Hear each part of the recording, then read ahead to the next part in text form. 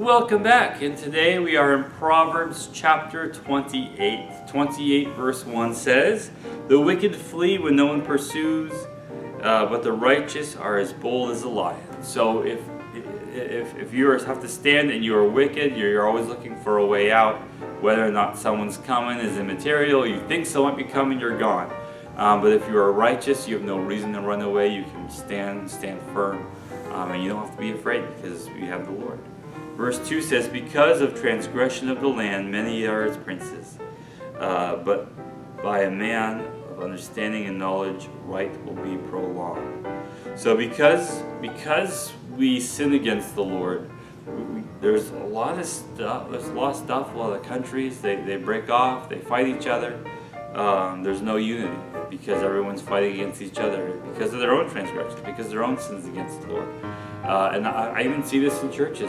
Why there's so many churches around is because people can't get along with each other. You know, sometimes there's a church leadership and they're butting heads with each other, and they're like, fine, I'm going to go start my own church. And they have a church split, and it hurts the congregation, hurts the whole congregation. And then you go to a new place and there are churches going on, and you're like, well, I'm going to start my own church, and you try to steal sheep from the other churches, and that's not good at all.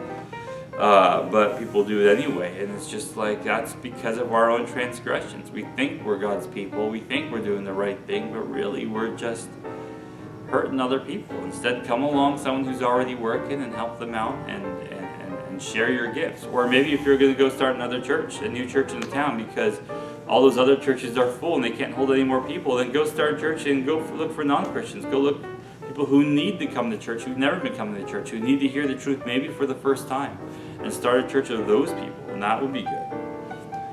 Verse 3 says, a poor man who oppresses the poor is like a driving rain which leaves no food. So when the rain comes, it's supposed to water the earth, food's supposed to grow. But if that happens and it doesn't, the food doesn't grow, then the rain wasn't good for anything. It was a nuisance. So is a poor man who oppresses the poor. Verse 4 says, "Those who forsake the law praise the wicked, but such as keep the law contend with them."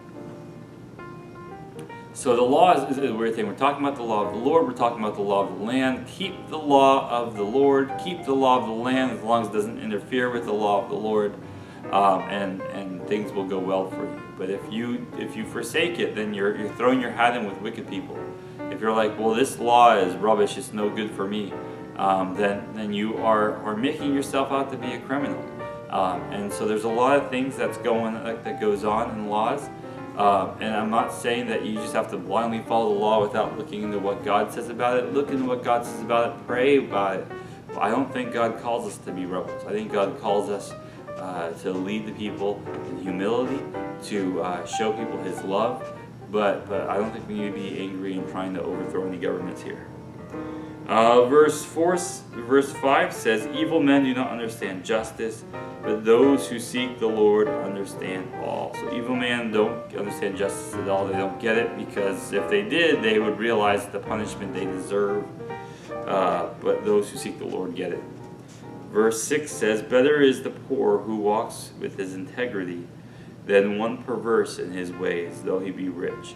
So if you're poor, but you are doing the right thing, that's better than having a lot of money and being perverse and doing wrong things. Because the Lord's going to see you at the end of your life, and to the poor who has integrity, He's going to give him riches in heaven. To the rich, you might not even get to heaven in the first place. So better to have integrity, whether or not you're rich or poor. Verse 7 says, "Whoever keeps the law is a discerning son, but a companion of gluttons shames his father."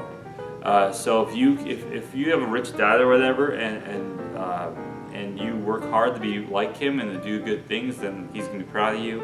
But if you're just hanging out with your drunk friends all the time, eating and drinking and enjoying yourself because you don't have to work, you're rich, it causes shame to your dad. So don't do that. Verse 8 says, "He who increases his possession by usury," which is lending money and charging interest, "and extortion, gathers it for him who will pity the poor." So it's like, if you are doing things the wrong way, someone's going to take that away from you and give it back to the poor. So don't do it. It's kind of like a Robin Hood thing. Anyway, God bless you and have a good day. I'll see you next time.